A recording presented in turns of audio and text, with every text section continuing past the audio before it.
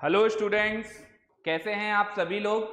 उम्मीद है स्वस्थ होंगे और अच्छे से घर पे प्रिपरेशन कर रहे होंगे। तो आज से अपना 12th पास आउट का पहला बैच स्टार्ट कर रहे हैं हम लोग। कुछ बातें मैं आपको पहले बताना चाहूंगा। तो अगर मैं केमिस्ट्री सेक्शन की बात करूं, पीसीएम या पीसीबी दोनों में ही कॉमन है केमिस्ट्री। तो केमिस्ट्री में टोटल 3 ब्रांचेस हैं, फिजिकल केमिस्ट्री, ऑर्गेनिक केमिस्ट्री और इनऑर्गेनिक केमिस्ट्री। तो फिजिकल और इनऑर्गेनिक में अगर आप ध्यान दो तो इनऑर्गेनिक में चैप्टर्स जल्दी होते हैं, बट फिजिकल केमिस्ट्री बहुत ज्यादा टाइम लेती है। इसीलिए मैं स्ट्रेस वाला पार्ट पहले खत्म करना चाहता हूं, ताकि अगर एक चैप्टर जैसे जैसे कंप्लीट होते जाएंगे तो आपके अंदर कॉन्फिडेंस लेवल बढ़ता जाएगा। 11th क्लास को पढ़ने और पढ़ाने की स्ट्रेटेजी अलग होनी चाहिए, 12th की अलग है और 12th पास आउट की बिल्कुल ही डिफरेंट।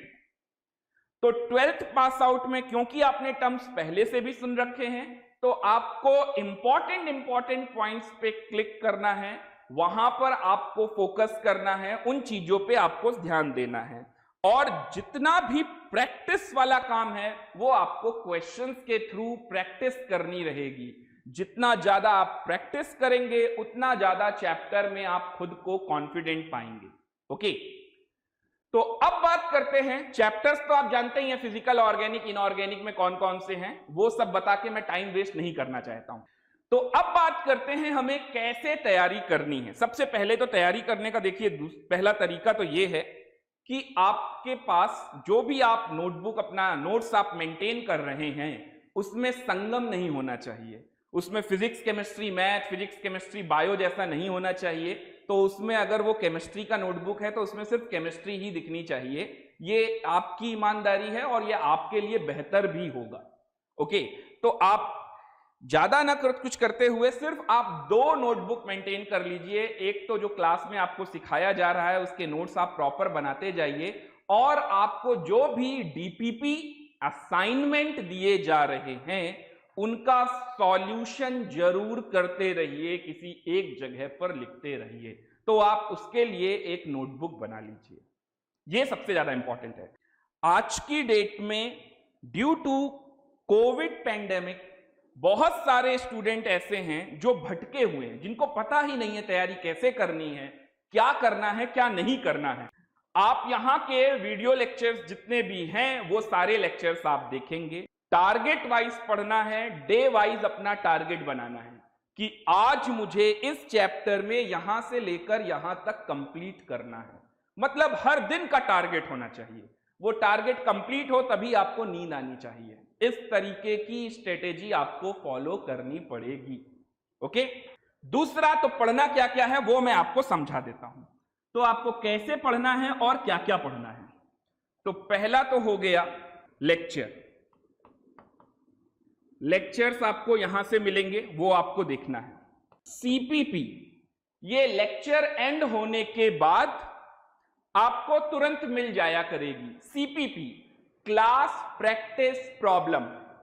इस क्लास प्रैक्टिस प्रॉब्लम में वो जितने भी लेक्चर से रिलेटेड क्वेश्चन हैं जो आज के लेक्चर में आपको पढ़ाए गए, और उसी लेक्चर में जो भी कंटेंट है उससे रिलेटेड जितना क्वेश्चन प्रैक्टिस है वो आपको सीपीपी के फॉर्म में मिलेगा, और उसे आपको लेक्चर पढ़ने के जस्ट बाद तुरंत लगाना है।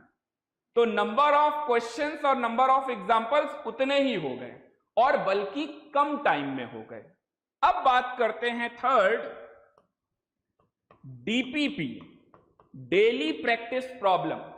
तो डीपीपी के थ्रू आप अपने जो चैप्टर्स आपको पढ़ाए जा रहे हैं वो चैप्टर्स डे वाइज दिए जाएंगे। यहां पर भी वही काम किया जा रहा है। जैसे आज मैंने आपको मोल कॉन्सेप्ट में जो भी पढ़ाया उसका डीपीपी आपको मिल गया। तो सीपीपी और डीपीपी, इन 2 चीजों से आपका day wise practice problem complete होता जाएगा। इनमें नंबर ऑफ क्वेश्चंस थोड़े कम रहेंगे। अब बात आती है और ज्यादा प्रैक्टिस करनी है तो क्या करें, क्योंकि हम तो 12th पास आउट के स्टूडेंट हैं, हमें तो स्कूल भी नहीं जाना है, तो हमें तो डेली क्या करना है, प्रैक्टिस के लिए कम से कम 50 क्वेश्चंस करने चाहिए। बिल्कुल सही बात है, आपको डेली कम से कम 50 क्वेश्चंस करने चाहिए। तो इसके लिए आपको दिया जाएगा असाइनमेंट। अब बात करते हैं कि असाइनमेंट के अलावा हम और क्या कर सकते हैं जिससे हमारा बहुत ज्यादा फायदा होने वाला है। तो इससे और ज्यादा क्या किया जा सकता है जिससे हमारा बहुत ज्यादा फायदा होने वाला हो।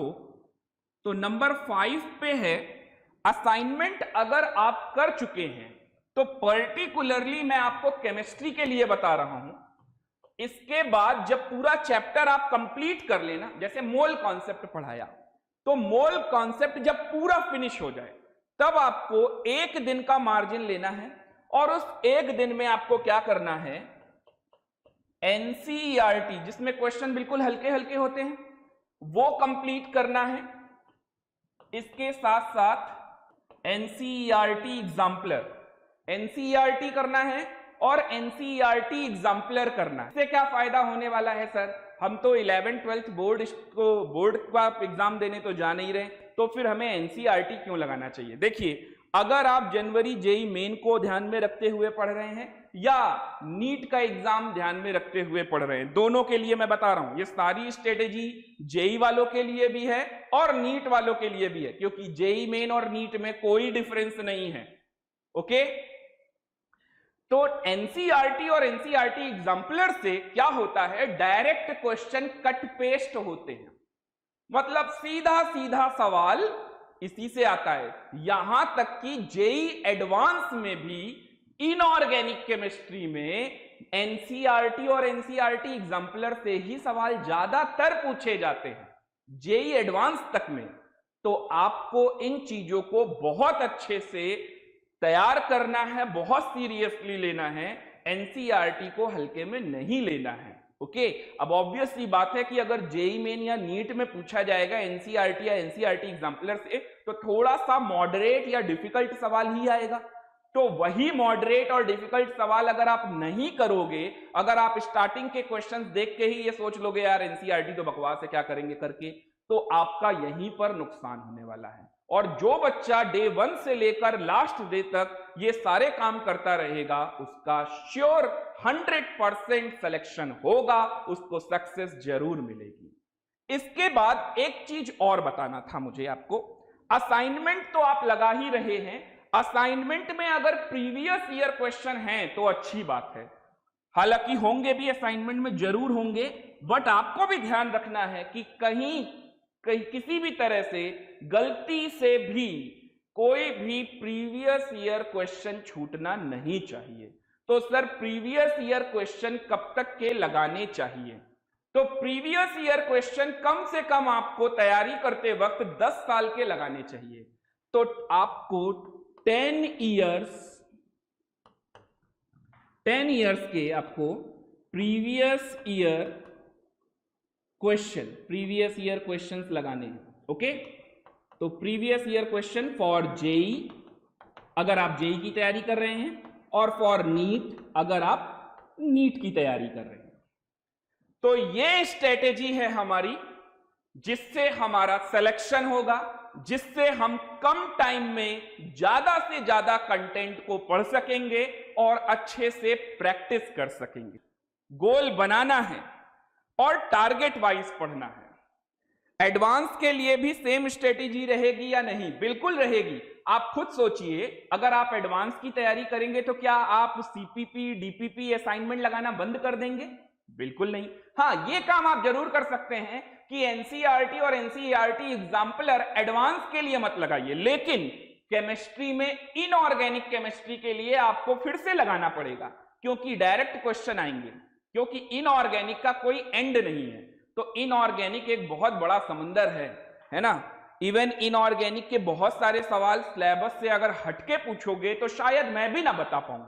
तो इसीलिए इनऑर्गेनिक का जितना भी कंटेंट है वो सिलेबस के अंदर रख के बनाया गया है, कुछ भी नया नहीं कर सकते, क्योंकि ज्यादातर चैप्टर्स कैसे हैं, थ्योरेटिकल। अब थ्योरी बच्चा कितना पढ़ेगा, इसीलिए एनसीईआरटी से आता है।